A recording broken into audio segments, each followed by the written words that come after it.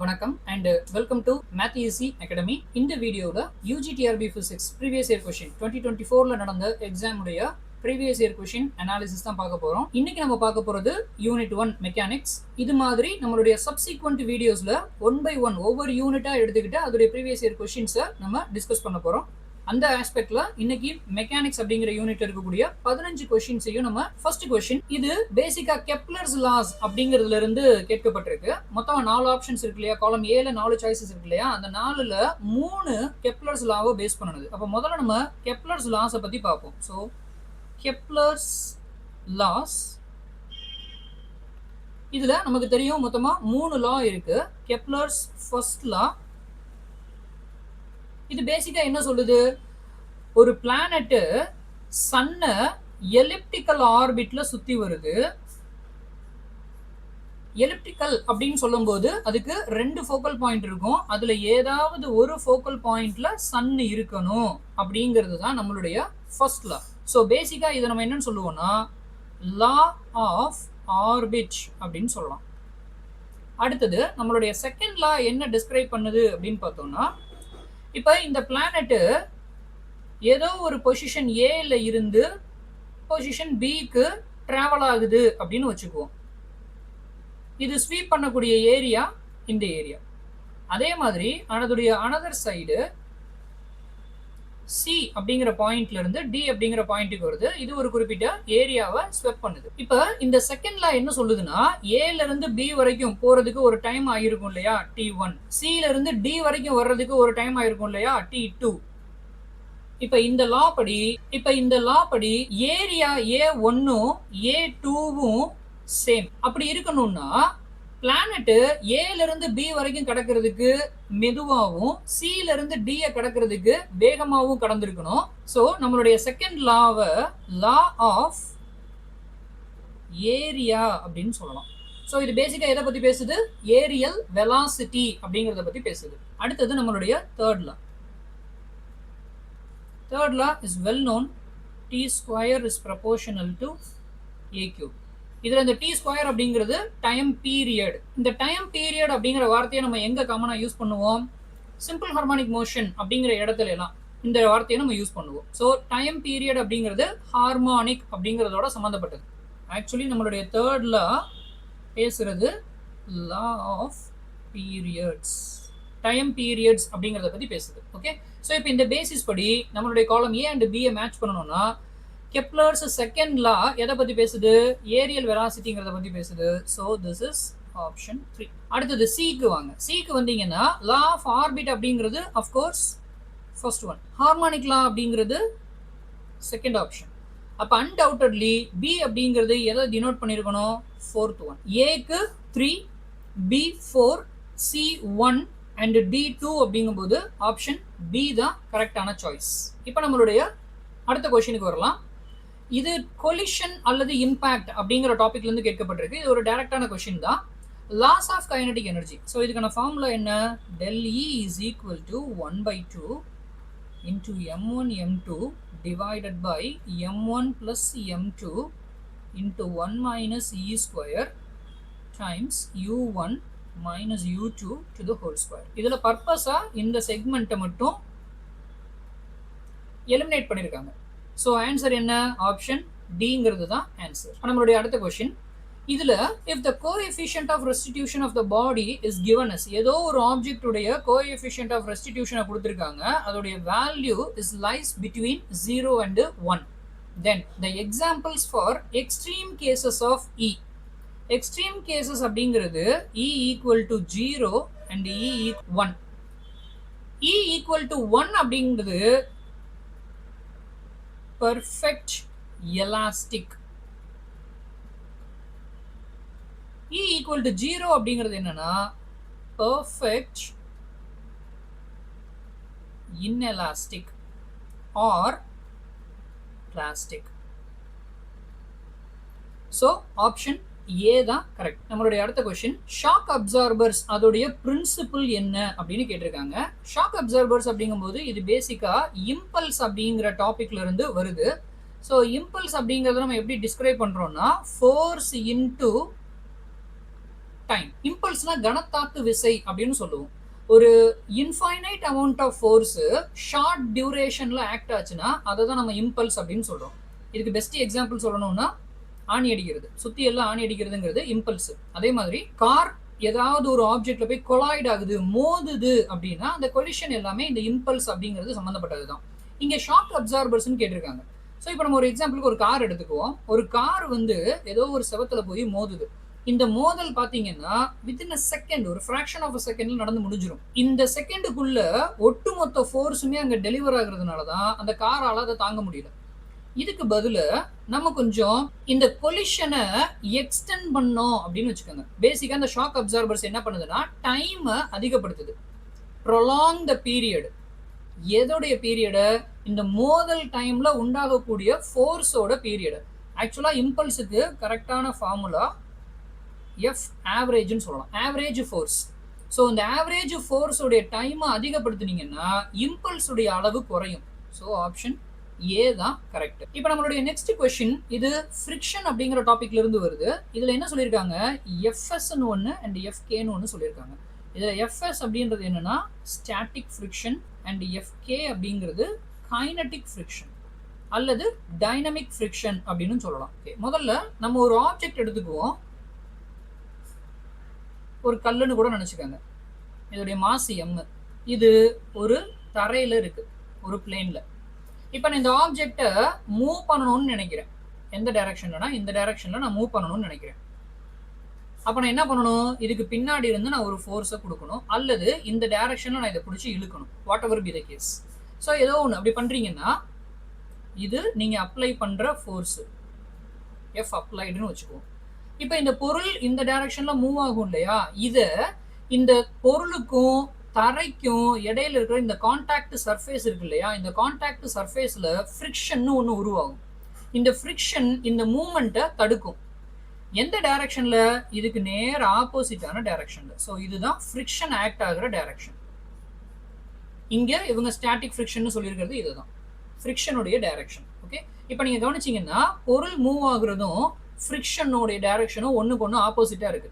அதே மாதிரி இந்த பொருளுக்கு மாஸ் இருக்கு இல்லையா? அப்ப இதுக்கு எப்பவுமே ஒரு டவுன்வர்ட் டைரக்ஷன்ல ஒரு ஃபோர்ஸ் இருக்கும், தட் இஸ் வெயிட் mg. இப்ப இதை காம்பன்சேட் பண்ற மாதிரி இதோடைய ஆப்போசிட் டைரக்ஷன்ல ஒரு ஃபோர்ஸ் ஆக்ட் ஆகும். இதை நாம நார்மல் ஃபோர்ஸ் அப்படின்னு சொல்றோம். Normal force n.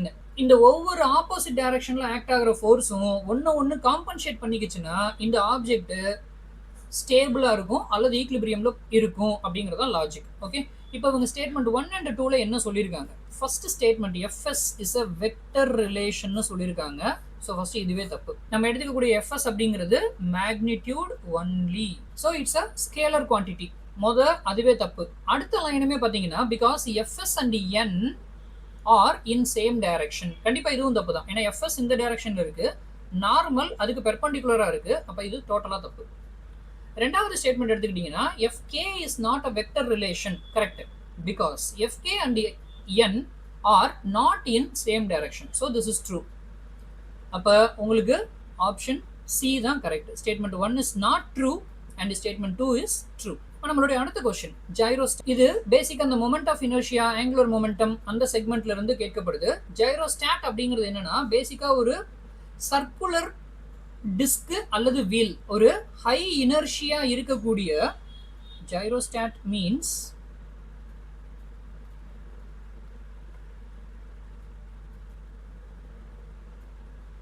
a rotating object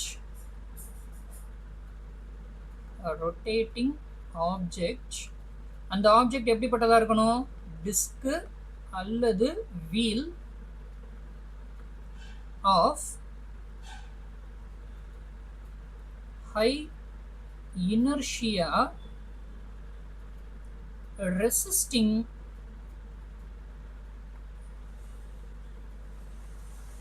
a change in orientation.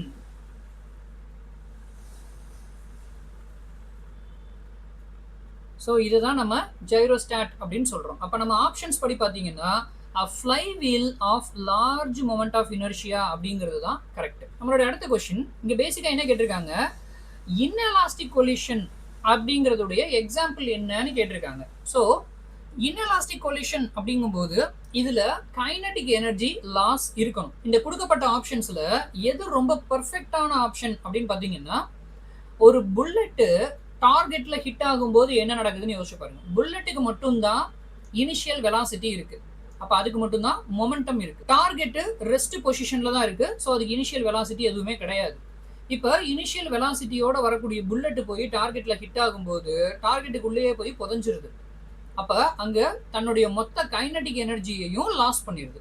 So இதுதான் perfect example for inelastic collision. இப்போ நம்மளுடைய அடுத்த question, a ball of mass m moving at 2 meter per second hits directly on another ball of mass 2 kg னு கொடுத்திருக்காங்க இல்லையா? இது ஆக்சுவலா கொஞ்சம் மிஸ்டேக் தான். இது 2m னு இருந்திருக்கணும். ஒரு பாலுடைய மாஸை விட ரெண்டாவது பாலுடைய மாஸ் 2 டைம்ஸ் இருந்திருக்கு. Okay, moving in the same direction at 0.5 metre per second. இது ஒரு கொலிஷன் தான் நடக்குது. இங்க கோஎஃபிஷியன்ட் ஆஃப் ரெஸ்டிடியூஷனை கொடுத்திருக்காங்க 2/3. வெலாசிட்டிஸ் ஆஃப்டர் இம்பாக்ட் என்னன்னு கேட்டிருக்காங்க. ஸோ ஃபர்ஸ்ட் கொடுக்கப்பட்டதை எழுதுவோம். m1 is m, அடுத்து m2 is 2m, u1 is given which is 2 meter per second, u2 is equal to 0.5 meter per second, coefficient of restitution is 2/3. So கேட்டிருக்கிறது என்ன, v1 என்ன, v2ங்கிறது என்ன. இந்த மாதிரி கொலிஷன் பேஸ்டு சம் வந்ததுன்னா நம்ம ரெண்டு பிரின்சிபிளை யூஸ் பண்ணணும். ஒன்று கன்சர்வேஷன் ஆஃப் மொமெண்டம், இன்னொன்று Newton's experimental law. Conservation of momentum படி momentum before collision equal to momentum after collision. So Newton's experimental law படி coefficient of restitution E is equal to v2 minus v1 divided by u1 minus u2. So இந்த ரெண்டு கான்செப்ட்ஸை use பண்ணி தான் collision சம்மந்தப்பட்ட ப்ராப்ளம்ஸை நம்ம approach பண்ணணும். So இங்கே நான் எடுத்துக்க போகிறது first conservation of momentum. So இதன்படி m1 u1 plus m2 u2 is equal to m1 v1 plus m2 v2. substitute பண்ணுங்க. m into 2 plus 2m into 0.5 is equal to m v1 plus 2m. இதை simplify பண்ணீங்கன்னா you will get 2m plus m is equal to plus 2m v2. m cancel பண்ணிருங்க. so finally v1 plus 2v2 is equal to 3 அப்படின்னு ஒரு relation கிடைக்கும். Actually நம்ம இந்த ஸ்டேஜோட நிப்பாட்டிக்கிட்டாலே போதும். எம்சிக்யூவை பொறுத்த வரைக்கும் ஆப்ஷன்ஸ் கொடுத்துட்றாங்க. ஸோ இதில் ஏதோ ஒன்று தான் இந்த பர்டிகுலர் ஈக்குவேஷனை சாட்டிஸ்ஃபை பண்ணும். எது சாட்டிஸ்ஃபை பண்ணுதோ அதுதான் ஆன்சர். 1/1 இதை சப்ஸ்டியூட் பண்ணி பாருங்க. ரொம்ப முக்கியமானது, ஆர்டரை மாற்றிடக்கூடாது. ஸோ இது ஃபர்ஸ்ட் இருக்கிறது v1, செகண்ட் இருக்கிறது v2. இந்த பேசிஸில் தான் எல்லாத்தையுமே நீங்கள் எடுத்து அப்ளை பண்ணணும். ஃபர்ஸ்ட் இதை பொறுத்த வரைக்கும் 1/3 plus 2 times 4/3 which is equal to 1/3 plus 8/3 வரும். அப்போ 9/3 which is 3. ஸோ இதுவே நமக்கு சாட்டிஸ்ஃபை ஆகிடுச்சு. நீங்கள் மற்றதை சப்ஸ்டியூட் பண்ணி பார்த்தீங்கன்னா எதுவும் சாட்டிஸ்ஃபை ஆகாது. ஸோ ஆப்ஷன் ஏ தான் இதுக்கு கரெக்டான ஆன்சர். இப்போ நம்மளுடைய அடுத்த கொஸ்டின் ஈக்லிபிரியம் சம்மந்தப்பட்டது. ஈக்லிபிரியம் அப்படிங்கிறத மூணாக பிரிக்கலாம். ஒன்று ஸ்டேபிள், அன்ஸ்டேபிள் அண்டு நியூட்ரல். இங்கே இவங்க கேட்டிருக்கிறது அன்ஸ்டேபிள் ஈக்லிபிரியம். ஸோ ஒன்று என்ன அப்படின்றத பார்க்கலாம். First pendulum of a clock. இவங்க எல்லாரும் நம்ம அகாடமியோடைய அச்சீவர்ஸ். கடந்த பிஜிடிஆர்பி எக்ஸாம் கிளியர் பண்ணி போஸ்டிங் வாங்கியிருக்கிறவங்க. அவங்களுக்கு ஒரு வாழ்த்துக்களை சொல்லிட்டு இப்போ நம்ம அகாடமியில் UG and PGTRB classes July மந்த்ல இருந்து ஸ்டார்ட் ஆகுது. July 1st PGTRB with the first instalment fee of ₹2000 and July 15ல யூஜி டிஆர்பிக்கு கிராஷ் கோர்ஸ் ஸ்டார்ட் ஆகுது. இதுல யூனிட்டுக்கு 3 டெஸ்ட் அப்படிங்கிற விகிதத்துல 30 டெஸ்ட் இருக்கும். அதுக்கப்புறமா ஒவ்வொரு 2 யூனிட்டையும் கம்பைன் பண்ணி 5 டெஸ்ட் அப்படிங்கிற ஃபார்ம்ல 5 யூனிட்டுக்கு நடுவுல ஒரு மிட் டெஸ்ட், ஃபைனலா மார்க் டெஸ்ட் அப்படிங்கிற விகிதத்துல மொத்தமா 40 டெஸ்ட் கிடைக்கும். அதை விட ரொம்ப முக்கியமா ஒவ்வொரு யூனிட்டுக்கும் உங்களுக்கு 5லிருந்து 6 மணி நேரத்துக்கான கிளாஸஸும் கிடைக்கும். இதில் கிட்டத்தட்ட அந்த யூனிட் நமக்கு ஃபுல்லாகவே கவர் ஆகிடும். இந்த கிளாஸஸ் எல்லாமே நமக்கு ஹேண்டில் பண்ண போகிறது SET NET and TRB toppers. இந்த கிராஷ் கோர்ஸ் இப்போ 999க்கு அவைலபிளாக இருக்கு. விருப்பம் இருக்கிறவங்க ஸ்க்ரீனில் தெரிகிற நம்பருக்கு கால் பண்ணி ரிஜிஸ்டர் பண்ணிக்கோங்க. இப்போ நம்ம வீடியோவை கண்டினியூ பண்ணலாம். பெண்டுலத்தை பொறுத்த வரைக்கும் பேக் அண்ட் ஃபோர்த் நீட்டாக மூவ் ஆகிட்டே இருக்கும். So it is a stable equilibrium. A pin resting on its point. ஒரு பின் இருக்கு, அதோடைய பாயிண்ட்ல ரெஸ்ட் ஆகுதுன்னு சொல்றாங்க. இப்போ இது எப்பனாலும் சட்டுன்னு கீழே விழுந்துரும். So it is basically an unstable equilibrium. Tanjore head oscillating doll. இதுவும் கிட்டத்தட்ட பெண்டுலம் மாதிரி தான். So it is stable. A cone with its slant side on a horizontal plane. So ஒரு horizontal plane இருக்கு. இதில் கோன் அப்படிங்கிறது இதுதான். இதோடைய ஸ்லாண்ட் சைடுனா இந்த சைடு. ஸோ இந்த சைடு சர்ஃபேஸில் இருக்கிற மாதிரி இப்படி கிடக்கு. இப்போ இதால் இப்படி ரொட்டேட் ஆக முடியும். ஒவ்வொரு ரொட்டேஷன்லையும் பார்த்தீங்கன்னா அது புது புது ஈக்லிபிரியம் பாயிண்ட்டுக்கு தான் போகும். விச் மீன்ஸ் இது நியூட்ரல் ஈக்லிபிரியம். ஸோ அவங்க கேட்டிருக்கிறது அன்ஸ்டேபிள் அப்படிங்கிறதுனால ஆப்ஷன் பி தான் கரெக்டான ஆன்சர். இந்த கொஸ்டின் ரொம்ப ஸ்ட்ரைட் ஃபார்வர்டான கொஸ்டின். அவங்க கேட்டிருக்கிறது என்னன்னா இசட் கோஆர்டினேட்ல சென்டர் ஆஃப் கிராவிட்டிக்கான எக்ஸ்பிரஷன். ஸோ இதுக்கு ஸ்ட்ரைட் ஆன்சர் ஆப்ஷன் பி. இது ஆக்சுவலி எப்படி இருந்திருக்கணும்? Z bar is equal to 1/m into integral Z dm அப்படின்னு இருக்கும். ஒருவேளை ஒய் கேட்டாங்கன்னா 1/m இன்டூ ஒய் டிஎம்னு வரும். கரஸ்பாண்டிங்லி எக்ஸா இருந்ததுன்னா எக்ஸ் அப்படின்னு மாறி. நம்மளுடைய அடுத்த கொஸ்டின், வெலாசிட்டியை பொறுத்து ஒரு சேட்டலைட்டோடைய வெலாசிட்டியை பொறுத்து அது என்ன ஆர்பிட்ல சுத்தும் அப்படிங்கிறத பத்தி பேசுது. Okay, find the nature of path for the condition given for velocity of satellite v equal to ve. Escape வெலாசிட்டியும் சேட்டலைட்டோடைய வெலாசிட்டியும் ஒன்னா இருந்தால் அப்ப அது என்ன பார்த்து சூஸ் பண்ணும் அப்படின்னு கேட்குறாங்க. பேசிக்காக இந்த கண்டிஷனை பார்த்ததுமே நம்ம ஒரு முடிவுக்கு வந்துட முடியும். எஸ்கேப் வெலாசிட்டியை தொட்டுட்டோம்னாலே நம்ம எர்த்தை விட்டு வெளியில் போயிடுவோம். கொடுத்துருக்கிற ஆப்ஷன்லேருந்து நம்ம ஈஸியாக அண்டர்ஸ்டாண்ட் பண்ணிக்க முடியும்.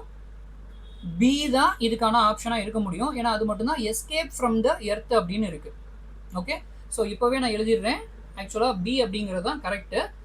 கொஞ்சம் டெக்னிக்கலாக இதை புரிஞ்சுக்கணும்னா ஃபர்ஸ்ட் நம்ம விஇ அப்படிங்கிறதுக்கான ஈக்குவேஷன் வந்து ஆரம்பிப்போம். So VE is equal to √2 times VC is equal to 1.41 times of VC. VE அப்படிங்கிறது விசின்ற வெலாசிட்டியை விட அதிகமாக இருக்குன்னு சொல்கிறோம்.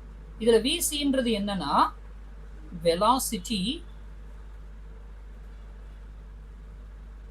required to maintain circular orbit. Circular ஆர்பிட்லயே சுத்தி வர்றதுக்கு தேவையான வெலாசிட்டியை தான் விசின்னு சொல்றோம். ஓகே, இப்போ நான் ஒரு 5 கண்டிஷன்ஸ் எழுதுறேன். ஃபர்ஸ்ட் கண்டிஷன் என்னன்னா சேட்டலைட்டுடைய வெலாசிட்டி இஸ் லெஸ் தென் விசியா இருந்தா, விசிங்கிறது சர்க்குலர் பாத்தில் சுத்துறதுக்கு தேவையான வெலாசிட்டின்னு சொன்னோமா, அதை விட கம்மியான வெலாசிட்டி இருந்தா இப்போ சேட்டலைட் சுத்தவே சுத்தாது, எர்த்தில் வந்து விழுந்துரும். So satellite will eventually fall towards earth. Okay, ரெண்டாவது கண்டிஷன், இன் கேஸ் நம்மளுடைய v ஈக்குவல் டு விசியா இருந்தா, அஃப்கோர்ஸ் ஈஸியா சொல்லிடலாம், circular orbit around the earth.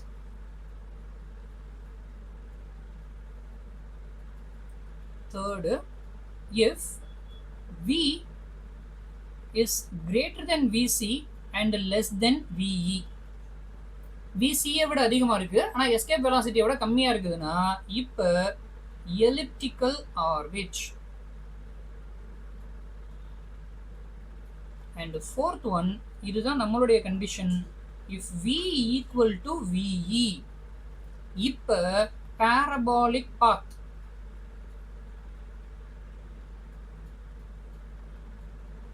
அது மட்டும் இல்லை,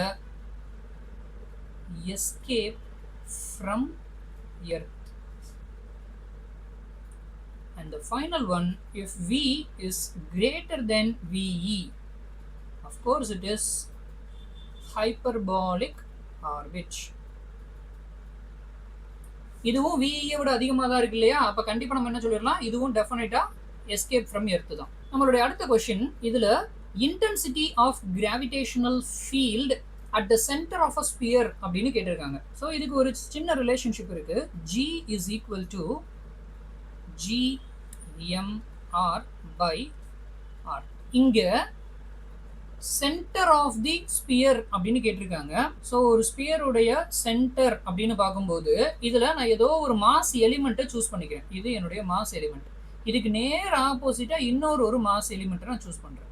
நான் கன்சிடர் பண்ணிக்கிறது இந்த ஸ்பியர் ஒரு யூனிஃபார்ம் ஸ்பியர். ஸோ இந்த மாஸ் எலிமெண்ட்டும் ஈக்குவல் மாஸில் இருக்குது அப்படின்னு அர்த்தம். இப்போ இந்த ரெண்டுமே இந்த சென்டர் மேலே ஒரு குறிப்பிட்ட ஃபோர்ஸை செயல்படுத்தும். ரெண்டும் ஒன்றுக்கு ஒன்று ஆப்போசிட் இருக்கிறதுனால நேச்சுரலி கேன்சல் அவுட் ஆகிடும். ஓகே, ஸோ இங்கே கிராவிடேஷனல் ஃபீல்டுக்கு ஆக்சுவல் பதில் என்னன்னா 0. இது நம்ம இன்னொரு ஆங்கிளில் புரிஞ்சுக்கணும்னா, சென்டர் பாயிண்ட்டுங்கும் போது ரேடியஸ் வேல்யூ 0. சர்க்கிளுடைய சென்டரில் ரேடியஸ் இருக்காது. So radius becomes 0. அதனால G இஸ் ஆல்சோ 0. இப்போ நம்மளுடைய அடுத்த கொஸ்டின். ஸோ இந்த கொஸ்டினில் calculate the limiting velocity required by an artificial satellite for orbiting round the earth. எர்த்தை சுற்றி வர்றதுக்கு ஒரு சேட்டலைட்டுக்கு தேவையான லிமிட்டிங் வெலாசிட்டி என்ன அப்படிங்கிறத கண்டுபிடிங்கன்னு சொல்கிறாங்க. எர்த்துடைய radius and acceleration due to gravity is given. So இதுக்கான ஃபார்முலா என்னன்னா ரொம்ப simple. Velocity v is equal to root of g into r. So which is equal to 9.8 into 6.4 into 10 power 6. So இதோட value 7.93 into 10 power 3 meter per second, which is approximately equal to 8000 meter per second. So option A தான் correct. அடுத்த question, இதில் gravitational potential அப்படிங்கிறத பற்றி பேசுகிறாங்க. ப்ரீவியஸாக ஒரு இடத்துல கிராவிடேஷனல் ஃபீல்டை பற்றி பேசணும். இது கிராவிடேஷனல் பொட்டன்ஷியல். என்ன கேட்குறாங்க, ratio of gravitational potential at the centre of the solid sphere to its surface. சென்டருக்கும் சர்ஃபேஸுக்கும் இடையில இருக்கிற ரேஷியோ என்ன அப்படிங்கிறதான் கேள்வி. இது ரொம்ப ஸ்ட்ரைட்டான கேள்வி தான். potential at surface, இதை Vs ன்னு எடுத்துக்குவோம், is equal to minus Gm by R. அதே மாதிரி potential at center, so this is Vc which is equal to minus 3Gm by 2R. இப்போ உங்க கேட்டிருக்கிறது என்னது, Vc by Vs. ஸோ இதை நம்ம Vc is to Vs ன்னு எழுதலாம். இதோடைய ரிசல்ட் உங்களுக்கு என்ன வரும், 3:2 அப்படின்னு வரும். ஸோ ஆப்ஷன் ஏ தான் கரெக்ட். நம்மளுடைய ஃபைனல் கொஸ்டின், மெக்கானிக்ஸில் final question, if the equal masses of two particles remains same but distance between them is doubled, then the force of attraction between them, இது gravitation அப்படிங்கிற கான்செப்ட்ல இருந்து வருது. So force F is equal to G into m1 m2 by r square நமக்கு தெரியும். இங்க masses ரெண்டுமே ஈக்குவல்னு சொல்லிட்டாங்க. அப்ப force is proportional to 1 by r square நம்ம எழுதிடலாம். இதை force F1ன்னு வச்சுக்குவோம். இப்போ டிஸ்டன்ஸை மட்டும் மாடிஃபை பண்றாங்க. ஸோ இப்போ உருவாகக்கூடியதை F2ன்னு வச்சுக்கிட்டோம்னா 2 times of r அது மாறுது. So which is equal to 1 divided by 4r square, which is nothing but F1 by 4. So F2 is equal to F1 by 4. So answer என்ன, option C. So இதோட நம்ம mechanics உடைய previous year discussion முடியுது. இந்த video உங்களுக்கு யூஸ்ஃபுல்லாக இருந்ததுன்னா சேனலை சப்ஸ்கிரைப் பண்ணிக்கோங்க. அண்ட் இதே மாதிரி நம்மளுடைய அடுத்தடுத்த வீடியோக்களில் மிச்சம் இருக்கக்கூடிய 9 யூனிட்டுக்கான ப்ரீவியஸ் இயர் கொஸ்டின் டிஸ்கஷனை கண்டினியூ. தேங்க்யூ.